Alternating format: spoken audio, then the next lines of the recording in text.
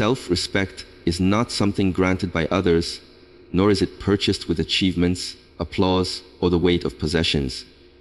It is a flame that burns quietly within, unmoved by the winds of judgment, untouched by the shadows of comparison.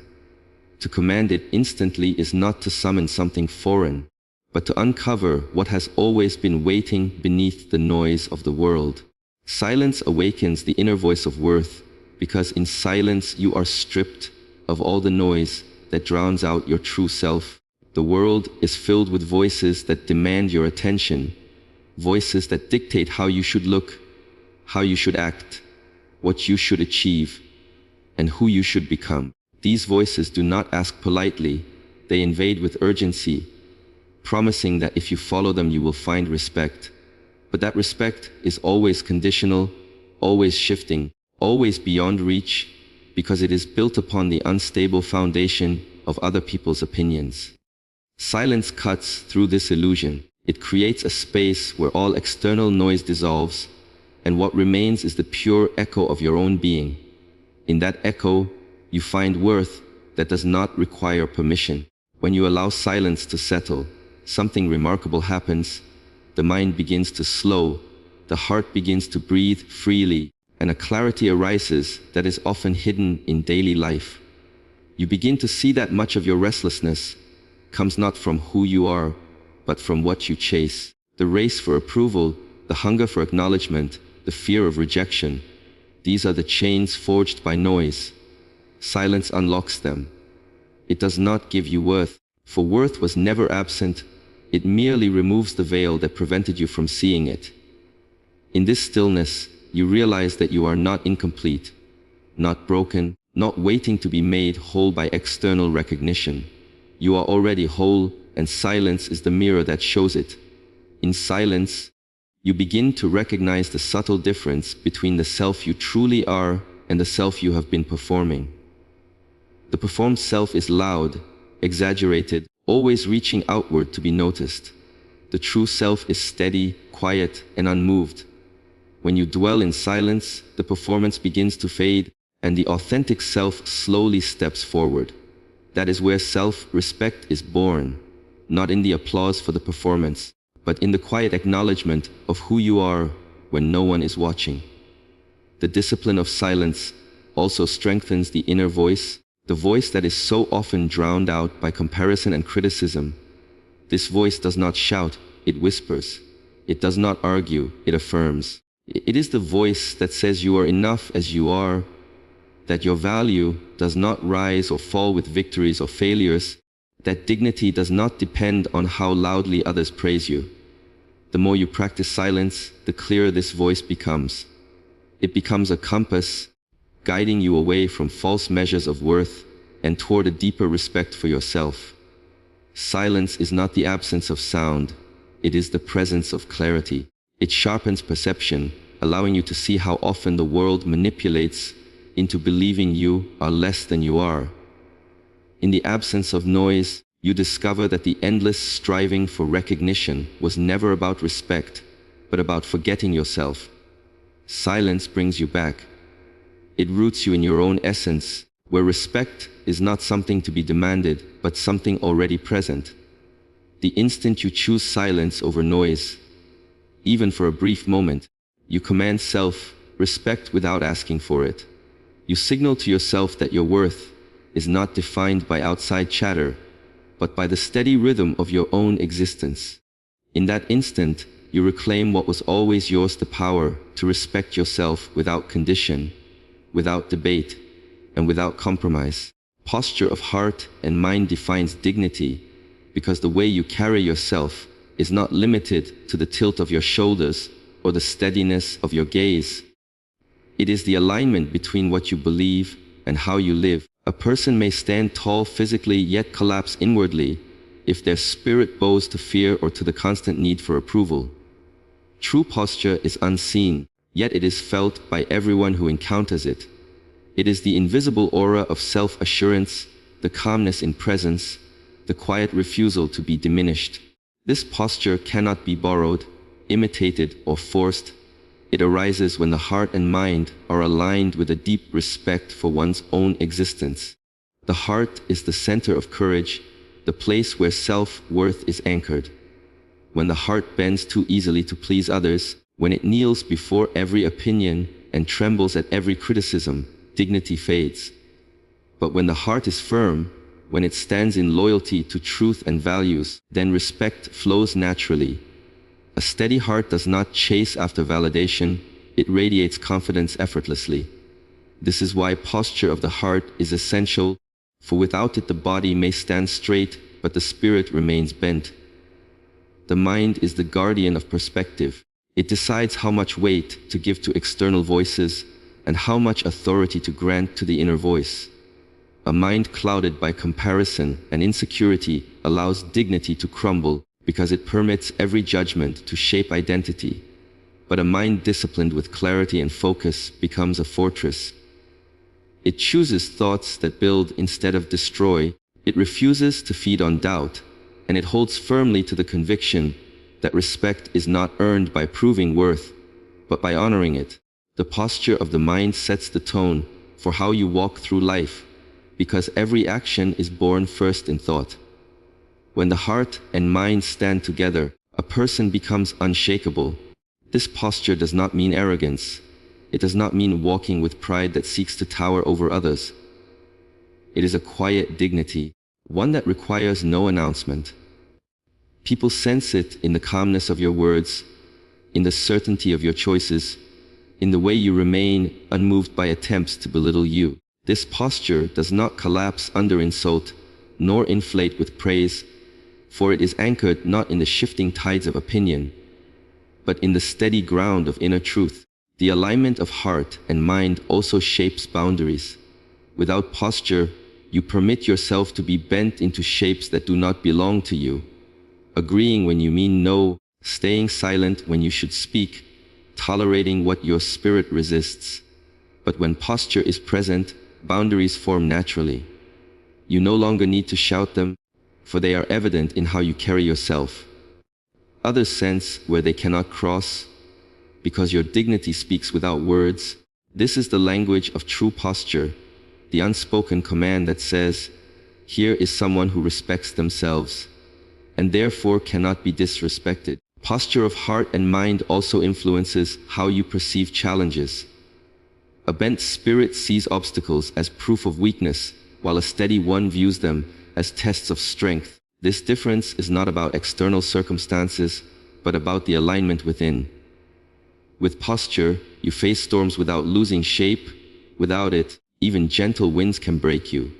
Respect is commanded instantly when you show the world that nothing outside can distort what is inside. Every person carries a certain weight when they enter a room, and this weight is not measured by size or voice, but by posture. Those who are aligned draw attention without effort, not because they demand it, but because their presence emanates integrity. The world bends easily to those who do not bend before it, and this is the essence of dignity born from posture of heart and mind. Refusal to shrink safeguards integrity, because every time you allow yourself to be reduced, a small piece of your strength is surrendered. Shrinking is not always visible to the eye. Sometimes it appears as silence when you should have spoken, or agreement when your heart disagreed, or laughter when something offended your spirit.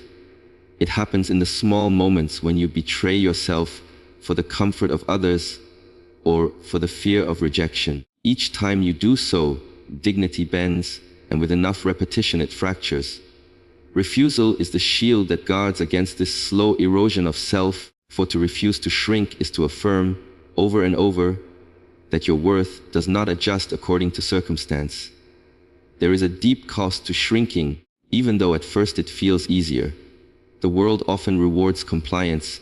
It praises those who fit neatly into its expectations. It makes space for those who make themselves small. Yet the hidden price is heavy. You begin to lose recognition of who you truly are. You begin to confuse acceptance with respect and survival with dignity. Shrinking may bring temporary peace with others, but it brings lasting conflict within yourself. Integrity is broken not in grand betrayals, but in these quiet compromises, when you allow fear to fold you into a shape that was never yours to take. Refusal is the act of choosing wholeness over comfort and strength over the illusion of harmony. To refuse to shrink does not mean confrontation in every moment, nor does it mean arrogance or defiance for its own sake. It is not about being louder, harsher, or unyielding at all times. Instead, it is about standing firmly in truth without apology. Sometimes that truth is spoken, sometimes it is carried silently in your presence, but it always resists the temptation to disappear. Refusal is not noise, it is steadiness. It is the quiet conviction that even if the world misunderstands you, even if approval is withheld, you will not collapse into someone you are not. This refusal strengthens boundaries. When you shrink, boundaries dissolve. Others sense that they can push further, demand more, and take advantage of your silence. But when you refuse to shrink, you communicate without words that there is a limit that cannot be crossed. People learn quickly how to treat those who respect themselves, and respect begins where shrinking ends. Refusal is therefore not only protection for your own dignity, but also an instruction to others about how you must be met. Refusal also preserves authenticity. A shrunken self is a mask, a version of you that performs instead of exists. Over time, the performance becomes so practiced that you risk forgetting the original. But authenticity is the soil from which self-respect grows, and it cannot survive in an environment of constant shrinking. Each act of refusal reaffirms your authenticity, reminding you that you have the right to occupy your full space in the world, that your voice has value, that your presence has weight. The more you refuse to shrink, the stronger your connection to your true self becomes, and the more naturally respect flows from within.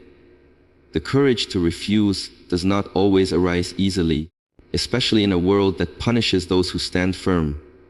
Fear of disapproval, fear of loss, fear of loneliness. These are powerful forces that tempt you towards smallness. Yet the refusal itself is the antidote to fear. Each time you resist the impulse to diminish yourself, you prove to your own heart that fear cannot govern you. Integrity deepens with each act of courage, and over time this courage becomes instinctive, no longer requiring effort. Refusal to shrink is the declaration that your value is constant, not negotiable, not adjustable to the comfort of others. It is the recognition that you are not here to make yourself smaller, so that others may feel taller. It is the protection of the self from the slow erosion of compromise, and it is the path by which integrity is safeguarded in a world that constantly seeks to bend it. Presence embodies unshakable power, because it is the essence of being fully alive in the moment, untethered from the chains of past regrets, and unburdened by the weight of imagined futures. Presence is not merely existing, it is arriving with your entire being, your attention, your awareness, and your energy centered on the here and now.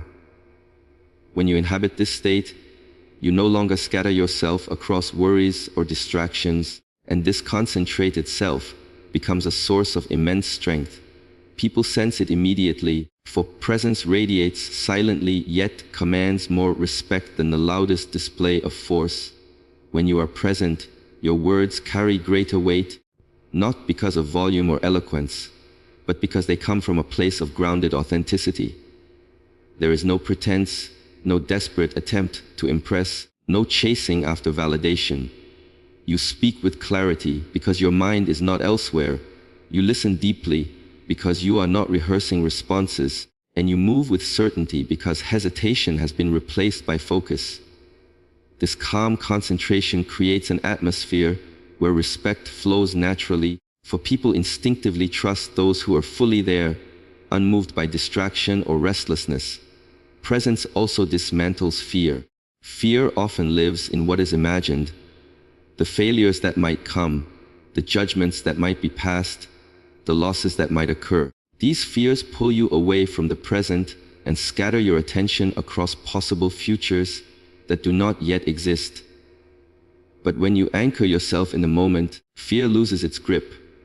You realize that in this instant, you have everything you need to stand, to breathe, to act. Power emerges from this realization, because respect cannot be commanded by someone enslaved to fear. It is commanded by the one who is rooted firmly, calm and steady, regardless of external storms. The practice of presence also refines awareness. You begin to notice the subtleties of your environment, the nuances in people's expressions, the rhythm of your own thoughts. This heightened awareness allows you to respond wisely rather than react impulsively. Others sense this control, this ability to pause and respond with intention, and it sets you apart. Power is not in the rush to act, but in the mastery to choose when and how to act. Presence grants this mastery, and with it, the respect of all who recognize it. A person rooted in presence does not need to announce authority. It emanates naturally. Their stillness itself becomes a statement, their calmness a quiet command. In their company, others feel both steadiness and restraint, qualities that inspire confidence and reverence. The absence of desperation is the language of presence. When you are not trying to prove anything, when you no longer chase recognition, when you have released the urge to perform, you create a space where others are drawn to you, because they feel in you what they secretly long for within themselves, a mind at rest, a spirit unshaken. Presence also deepens connection. Respect flows more easily toward those who truly see and hear others. When you are present, you give undivided attention, and that attention becomes a gift. People respect those who notice them, who acknowledge their existence with sincerity rather than distracted politeness. Yet presence is not only about outward focus, it is also the respect you show yourself by refusing to fragment your attention. In this way, presence becomes both a service to others and a declaration of self-worth. The true strength of presence lies in its quietness. It does not demand, it does not shout, it does not compete. It simply is. To be fully present is to command power without force, respect without plea, and authority without effort. Presence is the ground beneath the feet of self-respect, the state where power does not have to be declared, because it is already embodied. Detachment frees from external validation, because the constant search for approval binds the spirit in invisible chains. When you look to others to measure your worth, every glance becomes a judgment, every silence feels like rejection, and every word of praise becomes a fleeting lifeline you cling to. This dependence makes you fragile, easily lifted or broken by forces outside of your control. Detachment cuts those strings, not by isolating you from people, but by severing the need for their recognition as the source of your dignity. In detachment, you discover that self-respect cannot be rented from others. It must be owned within. The hunger for validation is endless, because the world's approval is inconsistent. One day it applauds you, the next it forgets you, the day after it criticizes you. If your sense of worth rises and falls with these waves, you live in constant instability. Detachment provides the anchor. It does not mean you despise recognition, but that you do not depend on it. You can welcome appreciation without being addicted to it, and you can face criticism without being destroyed by it. The foundation of your self-respect no longer shifts with the moods of others. It becomes steady, unshaken, immovable. Detachment is also an act of clarity. When you no longer live to perform for approval, your actions begin to align with your truth, rather than with expectation. You stop making choices to be liked, to be noticed, to be celebrated.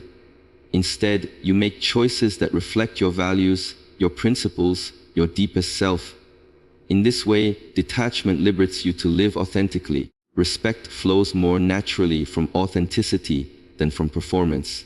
For people may admire what you pretend to be, but they respect who you truly are. The absence of detachment creates exhaustion. You chase after praise, constantly adjusting yourself to please one person, then another, until you lose track of the original self hidden beneath the masks. This performance demands energy, but it never fills you, because validation is a hunger that never ends. Detachment breaks this cycle. It allows you to step back and breathe, to understand that your worth is not in question, that you do not need to earn the right to exist fully. Freedom begins when you no longer negotiate your dignity with the opinions of others. Detachment also sharpens resilience.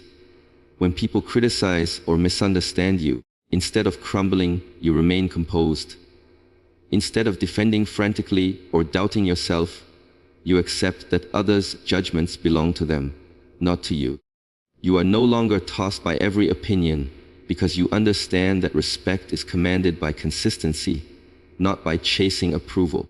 Detachment makes it possible to walk through noise without absorbing it, to hear voices without losing your own, to endure rejection without shrinking. This is resilience not born from hardness, but from the gentle strength of knowing you are already enough. Another power of detachment is that it transforms relationships. When you do not cling to others for validation, you interact from a place of wholeness rather than need. You do not manipulate to be liked, nor do you allow yourself to be manipulated by the fear of losing approval. Relationships become more honest because you no longer wear masks to secure affection. Detachment makes space for respect because people sense when you value yourself independently of them, and they respond to that independence with admiration rather than control. Detachment is not coldness, it is not withdrawal, it is not the denial of connection, it is the refusal to let connection become dependence. It is the art of giving freely without begging in return, of standing firmly in your own value while still extending kindness. It is the recognition that your respect for yourself is the wellspring from which all other respect flows, and that no applause, no recognition, no external crown can add to or subtract from it. Acceptance reveals wholeness and completeness, because the struggle to deny parts of yourself creates division within. Many people live as if only fragments of themselves are worthy of respect. The achievements, the strengths, the talents, while the flaws, the failures, and the wounds are hidden away in shame. This constant rejection of the self breeds an endless sense of insufficiency, as though something essential is always missing. Acceptance heals this fracture. It is the recognition that respect is not earned by perfection, but by embracing the entirety of who you are. To accept yourself fully is to stop fighting your own existence, and in doing so, you discover a wholeness that was there all along. Acceptance does not mean passivity or the refusal to grow. It does not mean that you stop striving for improvement or abandon responsibility. Instead, it means you no longer confuse growth with self-rejection. You can acknowledge weakness without despising yourself, and you can pursue change without believing you are unworthy until it happens. Acceptance lays the foundation for transformation, because only when you see yourself clearly and kindly can you move forward with strength rather than with fear. Without acceptance, self-respect remains fragile, dependent on achievements to cover what you secretly despise. With acceptance, respect is unconditional, rooted in truth rather than illusion. Acceptance is also the end of comparison. Much of the erosion of self-respect comes from measuring yourself against others, against their success, their beauty, their recognition. Comparison magnifies the parts of you you wish to erase, convincing you that you must become someone else to be worthy. Acceptance dissolves this illusion. It teaches you that worth is not relative, that the presence of another's greatness does not erase your own. When you accept your individuality, with its unique blend of strength and imperfection, you no longer need to compete to command respect. You radiate it simply by being unapologetically yourself. Another dimension of acceptance is the release of shame. Shame thrives on secrecy, on the belief that parts of you must be hidden to be tolerated. But the more you hide, the more fragmented you become, and the less capable you are of true respect. Acceptance brings these hidden parts into light, not to celebrate weakness, but to acknowledge humanity. Respect deepens when you no longer treat yourself as an enemy, but as a whole being, worthy even in imperfection. The act of saying, "I am enough, even here, even now," disarms shame and restores dignity. Acceptance also transforms the way you experience setbacks. Failure without acceptance becomes identity. You believe you are your mistakes, and respect dissolves. But with acceptance, failure becomes information, a moment of learning rather than a verdict on your worth. You begin to see challenges not as proof that you are lacking, but as natural aspects of the human journey. Respect grows stronger in this mindset because you no longer collapse under difficulty. Instead, you stand within your completeness, knowing that one event cannot define your entire being. Relationships are also reshaped by acceptance. When you accept yourself, you stop demanding that others constantly reassure you of your worth. You no longer cling to validation or fear rejection with the same desperation. This independence makes you more present, more authentic, and more capable of giving genuine respect to others. People are drawn to those who accept themselves because acceptance radiates confidence without arrogance, humility without self-doubt. It creates a quiet gravity, a presence that naturally commands respect. At its core, acceptance is freedom. Freedom from the endless pursuit of becoming someone else, freedom from the prison of self-criticism, freedom from the illusion that worth must be proven. It is the discovery that wholeness was never lost, only hidden behind rejection. To accept yourself is to finally see what was always true, that completeness does not need to be earned, only acknowledged. Self-respect is not something distant to be chased, nor a crown that others place upon your head. It is a state already living within you, waiting to be uncovered through silence, posture, refusal, presence, detachment, and acceptance. Each of these is not a technique to practice someday, but a choice available in this very moment. The instant you decide to stop shrinking, to stand firmly in truth, to release the hunger for validation, and to embrace yourself fully, self-respect arises without effort. It does not come through force or through pleading. It comes through alignment with your own essence. And once awakened, it becomes the quiet power that guides your steps, the unseen strength that no one can take away, and the foundation upon which all dignity rests.